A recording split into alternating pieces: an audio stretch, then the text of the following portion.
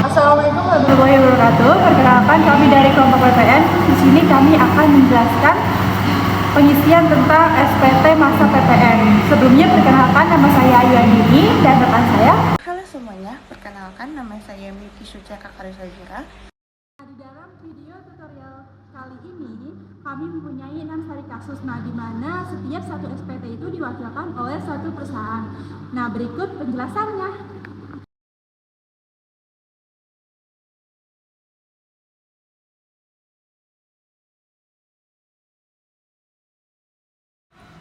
Kita masuk ke tutorialnya. Langkah awalnya, yang pertama kita mengisi nama PKP-nya, yaitu PT Maju Jaya Sejahtera. Kemudian kita isi alamatnya. Di sini alamatnya Jalan Sudirman nomor 10, Jakarta Pusat. Kemudian kita isi nomor NPWP. Kemudian masa penyerahan barang dan jasa, yaitu bulan 1 tanggal 1 di tahun 2025. Kemudian kita isi nomor telepon dan juga nomor handphone.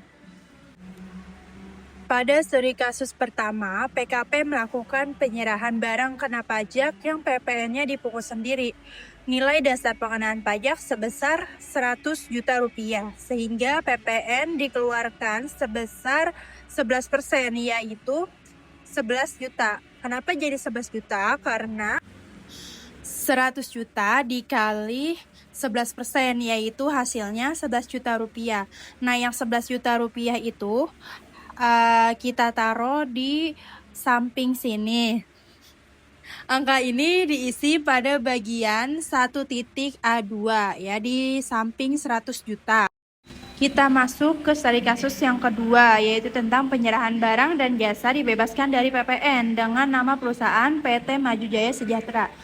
Nama perusahaannya itu sama dengan studi kasus yang pertama. Pada studi kasus ini, PKP melakukan penyerahan barang yang dibebaskan dari pengenaan PPN. Berarti tidak terkena pajak. Nilai penyerahannya ini sebesar 60 juta. Kita taruh di bagian 1A.5 sebesar 60 juta. Namun karena dibebaskan, PPN diisi 0 atau di sebelah 60 juta ini. Pengisian dilakukan pada bagian 1A.4. Dan karena tidak terdapat pajak keluaran maupun pajak masukan, maka status SPT adalah nihil. Kemudian kita masuk ke studi kasus yang ketiga tentang perhitungan PPN nihil.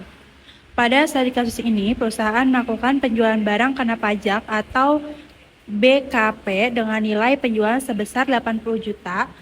Kita tulis di bagian 1A.2 sebesar 80 juta.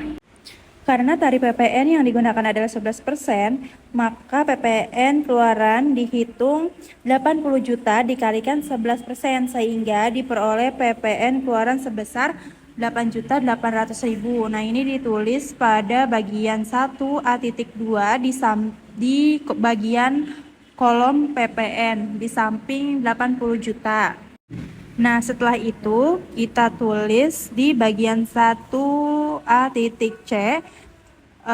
di jumlah seluruh penyerahan, yaitu di DPP-nya kita isi 80 juta, kemudian PPN-nya kita isi 8.800.000.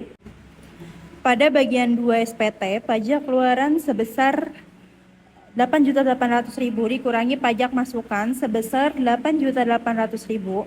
Ini karena jumlahnya sama, maka hasil akhirnya adalah 0 rupiah. Sehingga status SPT pada studi kasus ini adalah PPN nihil atau sama dengan 0. Baik, pada studi kasus selanjutnya, yaitu studi kasus 4, pada masa pajak Januari 2025 perusahaan melakukan pembelian barang dalam jumlah besar, sedangkan penjualan belum maksimal. Pajak keluaran perusahaan sebesar 5.500.000, sedangkan pajak masukannya sebesar 8 juta. Perhitungannya adalah pajak masukan dikurangi pajak keluaran, yaitu 8 juta dikurangi 5.500.000 sama dengan 2.500.000. Karena pajak masukan lebih besar daripada pajak pengeluaran, maka untuk perusahaan mengalami PPN lebih bayar pajak, yaitu sebesar 2.500.000. Untuk cara pengisian SPT masih sama seperti sertifikat lainnya, kita tinggal mengubah data-datanya sesuai dengan hasilnya, yaitu bisa kita lihat pada laporan SPT berikut. Selanjutnya adalah studi kasus 5, yaitu mengenai PPN terhutang atas kegiatan membangun sendiri. Studi kasus ini menggunakan PT Graha Properti Mandiri yang bergerak di bidang pengolahan properti. Januari 2025, perusahaan membangun gudang operasional secara mandiri tanpa menggunakan jasa kontraktor. Total biayanya yaitu sebesar 220 juta. Untuk menghitung PPN atas kegiatan membangun sendiri, terlebih dahulu dihitung dasar pengenaan pajaknya. DPP dihitung sebesar 200%, maka total pembangunan jadi 200% dikalikan dengan 220 juta rupiah. Hasilnya adalah 44 juta rupiah. Selanjutnya PPN terhutang dihitung dengan mengalihkan 11% dengan DPP. 11% dikalikan 44 juta menghasilkan PPN terhutang sebesar Rp4.840.000. Sekarang kita lihat formulir SPT masa PPN pada bagian 3, yaitu PPN terhutang atas kegiatan membangun sendiri diisi DPP sebesar Rp44 juta.